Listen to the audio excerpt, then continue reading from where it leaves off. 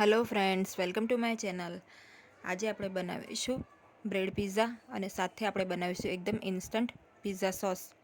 તો જો તમે મારી ચેનલ પર નવા હો તો મારી ચેનલને સબસ્ક્રાઇબ કરજો, જેથી આવનારી નવી વિડીયોની નોટિફિકેશન તમને સૌથી પહેલાં મળી શકે।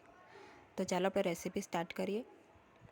તો આપણે એક બાઉલમાં આ રીતે ટોમેટો કેચઅપ લેવાનો છે, સાથે આપણે લસણની પેસ્ટ છે એ લઈશું। હવે આપણે આમાં શેઝવાન ચટણી છે એ નાખીશું।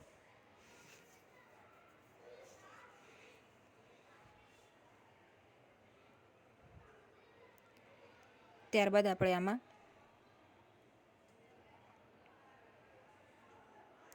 પિઝા સિઝનિંગ છે એ નાખીશું।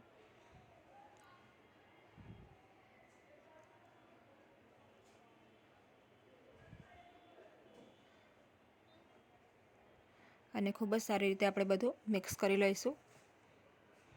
તો તમે આ રીતે ઘરે એકદમ ઇન્સ્ટન્ટ પિઝા સોસ રેડી કરી શકો છો। અને જ્યારે પણ બાળકોને મન થાય ત્યારે આ રીતે બનાવીને એમને સર્વ કરી શકો છો।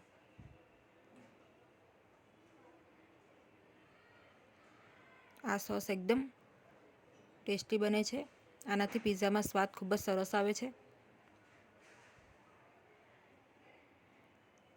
તો આપણો પિઝા સોસ રેડી છે। તો ફક્ત 2 મિનિટમાં જ આ સોસ રેડી થઈ જાય છે।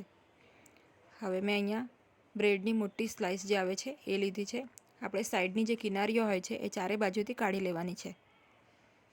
ત્યારબાદ એની પર આપણે ચીઝ સ્પ્રેડ કરવાનું છે।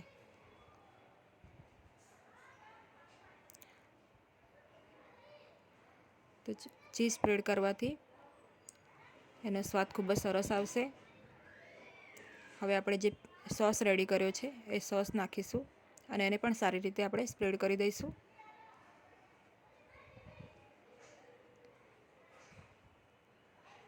આ રીતે આપણે સ્લાઇસ ઉપર સરસ રીતે સ્પ્રેડ કરી દઈશું। હવે મેં અહીંયા વેજીટેબલ્સ લીધા છે। તો મેં અહીંયા yellow capsicum, green capsicum, tomato અને ડુંગળી લીધી છે। તો એકદમ ઝીણી સમારેલી ડુંગળી છે। બધા વેજીટેબલ આપણે એકદમ ઝીણા સમારવાના, જેથી આપણે સ્પ્રેડ સારી રીતે કરી શકીએ।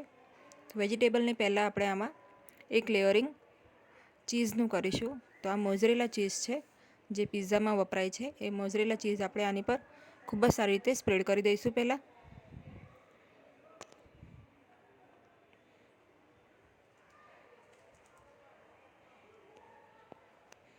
હવે આપણે એક લેયરિંગ વેજીટેબલની કરીશું। તો વેજીટેબલનું પ્રમાણ તમે તમારા ઈચ્છા પ્રમાણે કરી શકો છો।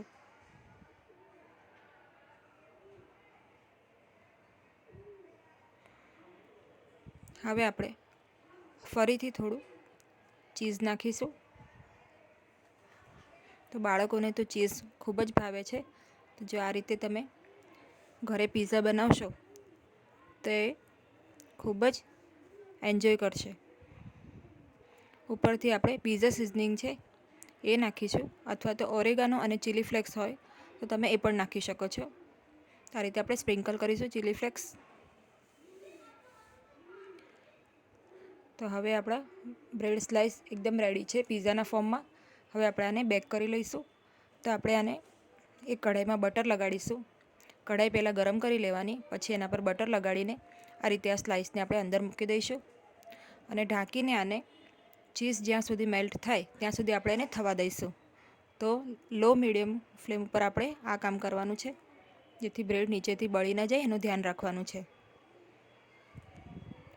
તો 5 થી 6 મિનિટમાં ચીઝ સરસ મેલ્ટ થઈ ગયું છે। તો મેં અહીંયા સ્લાઇસ બહાર કાઢી લીધી છે। તો દેખાવે પણ એકદમ સરસ ટેમ્પટિંગ લાગે છે આ પિઝા, અને ટેસ્ટમાં તો બેસ્ટ છે જ। હવે આપણે એને કટ કરી લઈશું। તો આપણે આને સર્વ કરી લઈએ। તો તમે જોઈ શકો છો એકદમ સરસ ચીઝી આપણા પિઝા રેડી છે। તો જો તમને આ રેસીપી ગમી હોય તો વિડીયોને લાઈક અને શેર કરજો, અને મારી ચેનલને સબસ્ક્રાઈબ કરજો। તો બાળકો માટે તમે ગમે ત્યારે આ રીતે પિઝા ઘરે જ બનાવી શકો છો। Thanks for watching.